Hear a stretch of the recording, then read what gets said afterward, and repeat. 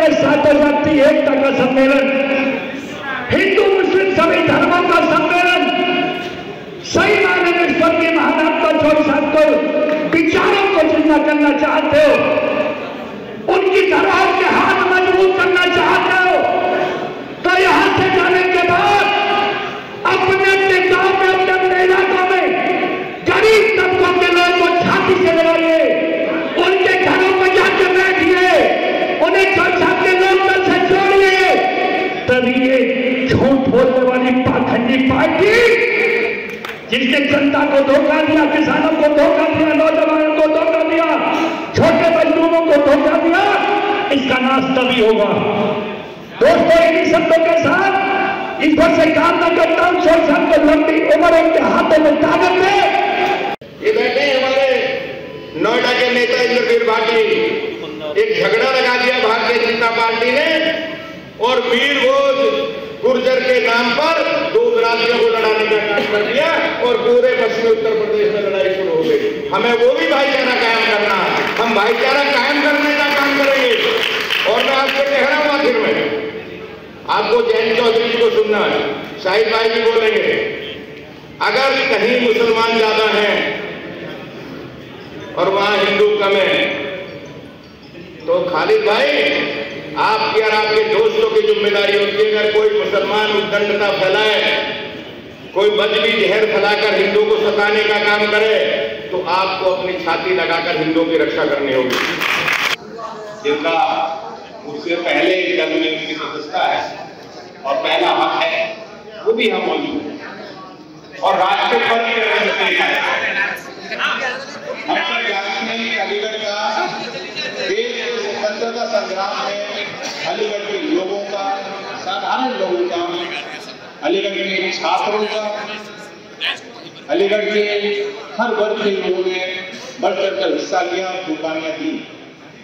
महात्मा गांधी जी की जयंती है और लाल बहादुर शास्त्री जी की जयंती आज पूरा देश मना रहा है। दोनों आइकॉन हैं, दोनों ने अपने जीवन शैली से, अपने कर्मों से हमारे लिए, आगे के लिए, हमेशा के लिए आदर्श, भारतीय समाज का जो आदर्श है वो स्थापित किया। मैं नमन करता हूं महात्मा गांधी जी के संबंध में। अभी हम नोएडा से होके आ रहे हैं, जहां क्योंकि ना तो किसान की किसानी रुकी, ना ही जो भारतीय सेना में जवान तैनात थे, ना वो अपना काम या मोर्चा छोड़ सकते थे और ना ही पत्रकार अपना काम बंद कर सकते। कोविड की उस बीमारी में, महामारी के दौरान जो पत्रकार मारे गए ड्यूटी के काम करते करते, उनके नाम उसमें लिखे गए, तो वहां मैं रुक के आ रहा हूं। वहां भी मैंने बात कही, बड़े वरिष्ठ पत्रकार वहां मौजूद थे, कि महात्मा गांधी जी भी पहले एक पत्रकार थे। आप लोग जानते हो कि डरबन में प्रिंटिंग प्रेस का काम उन्होंने संभाला और इंडियन ओपिनियन नाम का पहला अखबार जो उन्होंने निकालना शुरू किया।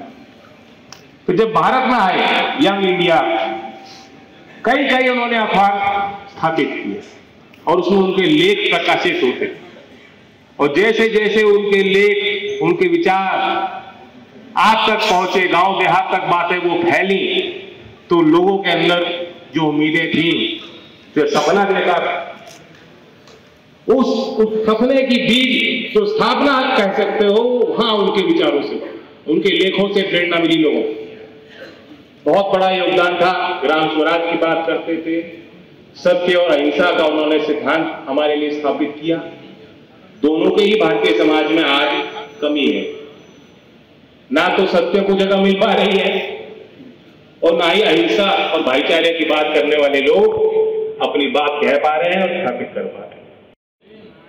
और वो विश्वास बना कि हमें एक दूसरे का सहयोग, भारत के राष्ट्र का सहयोग करना, तो वो राष्ट्रीयता की भावना जगाने वाली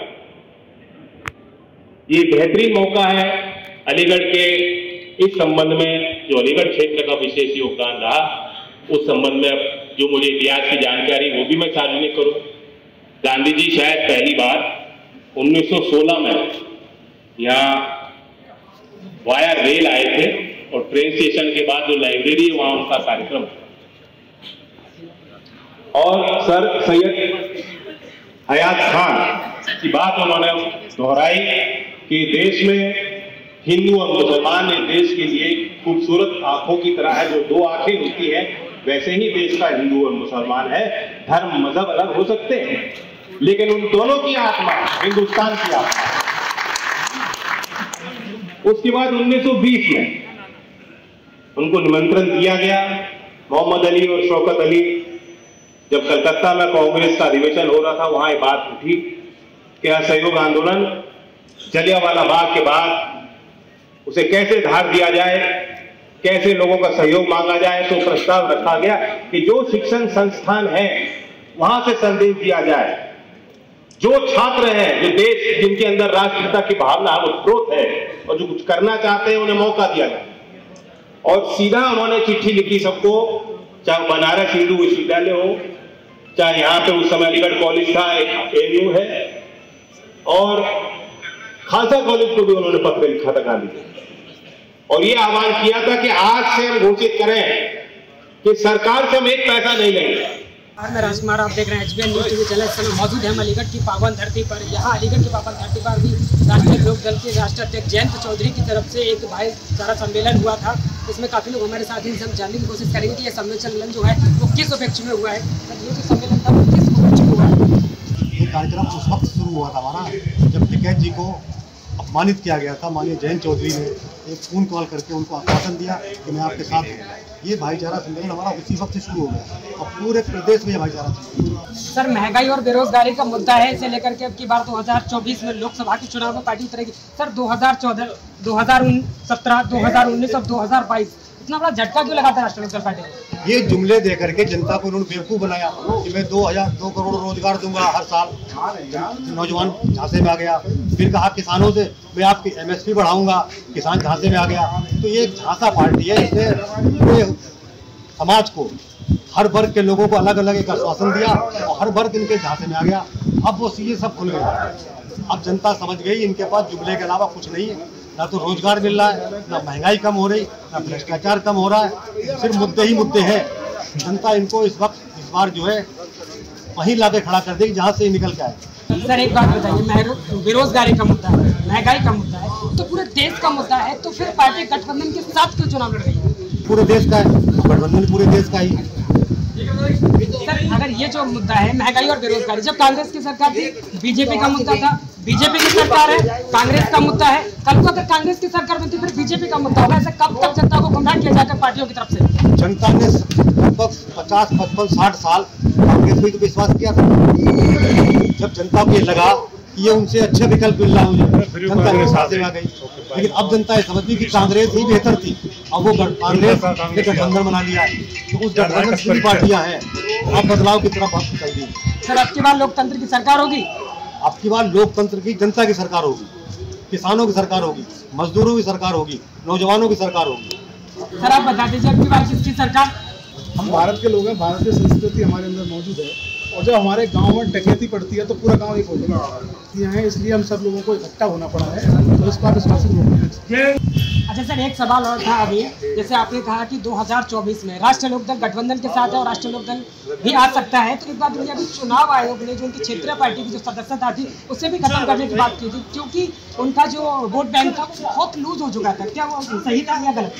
देखिए, ये सब जो कुछ हो रहा है वो राजनीतिक विद्वेष के कारण हो रहा है। राजनीतिक विद्वेष इतना बढ़ गया है कि जो सत्ताधारी पार्टी है वो नहीं चाहती कोई भी दल आगे बढ़े, वो सारे दलों को खत्म कर रहे हैं। राहुल गांधी देश के प्रतिष्ठित व्यक्ति हैं, सांसद हैं, उनकी सांसद की सदस्यता खत्म हो जाती है, जबकि ऐसे अन्य मामलों में भाजपा के सांसद लगातार सांसद बने हुए हैं। उनको अपील के लिए वो जाते हैं, उसके बाद अपील करके वापस आते हैं तो उनको तमाम तरह की बातें कही जाती हैं।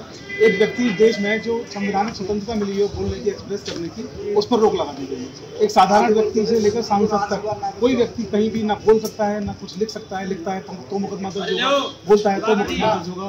आपने अघोषित आपातकाल लगा रखा है, ये भारत लोकतांत्रिक देश है, ऐसा आपातकाल नहीं चाहिए। मतलब भारतीय जनता पार्टी की सरकार में लोकतंत्र खतरे में है। लोकतंत्र खतरे में, लोकतंत्र खत्म हो चुका है।